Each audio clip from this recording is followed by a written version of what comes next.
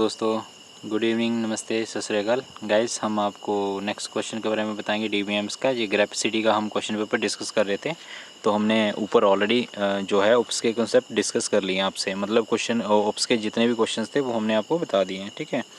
तो कहाँ कहाँ पे लिंक्ड है वो।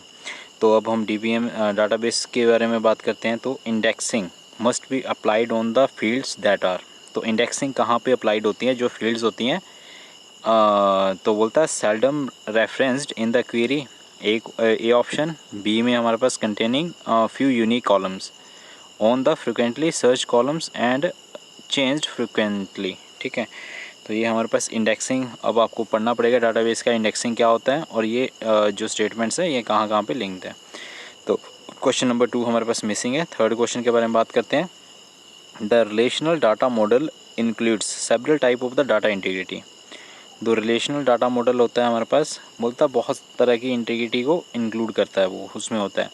What type of the data integrity is insured by the use of the primary key, ठीक है। तो यहाँ पे हमारे पास प्राइमरी कीज़ होती हैं, फॉरेन कीज़ होते हैं, बहुत तरह की कीज़ होती हैं। जब डीबीएमएस को आप पढ़ते हो तो आपके पास सब कुछ आपको पता होना चाहिए इसके बारे में, ठीक है। इंटीग्रिटी क्या होती है, बोलता है एंटिटी इंटीग्रिटी होता है, डोमेन इंटीग्रिटी होता है, रेफरेंशियल इंटीग्रिटी होता है, रिलेशनल इंटीग्रिटी होता है। तो आपको इंटीग्रिटी के बारे में पता होना चाहिए, डीबीएमएस में बेसिक क्वेश्चन है ये, ठीक है। क्वेश्चन नंबर 4 के बारे में बात करते हैं।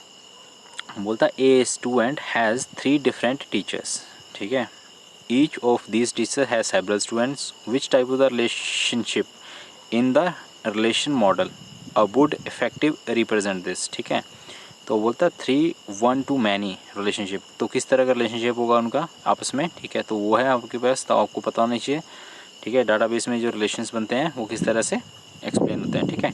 क्वेश्चन नंबर 5 के बारे में बात करते हैं। ये हमारे पास बोलता है what is the following properties are required of a column और column set for the column to the function as a primary key, ठीक है। तो एक प्राइमरी की के जो है column to the function as a primary key, तो कौन से कॉलम्स उसको रिक्वायर्ड होते हैं, प्रॉपर्टीज़ कौन से रिक्वायर्ड होते हैं, वो चीज़ है ये, ठीक है। बोलता no nulls, a clustered index, a non clustered index and also there must be at least 1 foreign key on the same table, ठीक है। तो ये आपको पता होना चाहिए, ठीक है। तो किस तरह से कहाँ पे ये प्रॉपर्टीज़ अप्लाई होती हैं, ठीक है। क्वेश्चन नंबर 6 के बारे में बात करते हैं। ये भी हमारे पास मिसिंग है, ठीक है। उसके बाद क्वेश्चन नंबर 7 पे आ जाइए, ठीक है। तो क्वेश्चन नंबर 7 है हमारे पास, बोलता select a dot P K function b dot zip c dot C T from A B C where a dot P K is equal to b dot P K, ठीक है। तो एक statement दी हुई है हमारे पास, जो क्वेरीज लगती हैं हमारे पास सीक्वल में, ठीक है, डाटाबेस मैनेजमेंट सिस्टम में, ठीक है। तो वो है, बोलता है tables A B and C each contain 100 rows and the primary key for the tables A B is P K. What is the maximum number of the rows that could be return by the query, ठीक है। जब भी आप database management system में SQL में query लगाओगे, तो ये अगर ये वाली क्वेरी लगाएंगे हम, तो कितनी नंबर ऑफ़ टेबल्स जो है, नंबर ऑफ़ रोज़ उसको रिटर्न करवाएगा जब हम क्वेरी लिखेंगे ये, ठीक है। तो उसके बारे में पता होना चाहिए। एक बार अप्लाई करके देखिए इसको, जब भी आप डाटाबेस को प्रैक्टिस करते हो तो सिक्वल में ये वाली कमांड्स प्रैक्टिस करके देखिए, ठीक है। तब आपको ईजिली समझाएगा इसमें, ठीक है। नहीं तो ये ऐसे पढ़ना थोड़ा सा डिफ़िकल्ट है, ठीक है। क्वेश्चन नंबर 8 के बारे में बात करते हैं। बोलता which of the following is only used with a foreign की कॉन्स्टेंट, ठीक है। तो कौन सा ओनली यूज्ड, ठीक है, सिर्फ इसके लिए फॉरेन की कॉन्स्टेंट के लिए होता है, primary key constant, the references clause, a check constant, ठीक है। तो ये है हमारे पास। उसके बाद क्वेश्चन नंबर 9 के बारे में बात करते हैं। बोलता which is use to return the number of rows in a table, ठीक है। एक टेबल में नंबर ऑफ़ रोज़ को रिटर्न करवाना है हमने, तो बोलता है कि हमारे पास सेलेक्ट करो all count from the table name, select count star from the table name, select number rows from the table name, ठीक है। तो ये है हमारे पास। तो उसके बाद क्वेश्चन नंबर 10 फिर मिसिंग है हमारे पास। क्वेश्चन नंबर 11 के बारे में बात करें। व्हेन राइटिंग सीक्वल क्वेरीज, जब आप सीक्वल क्वेरीज लिखते हो, how do you control the query execution plan used by the databases.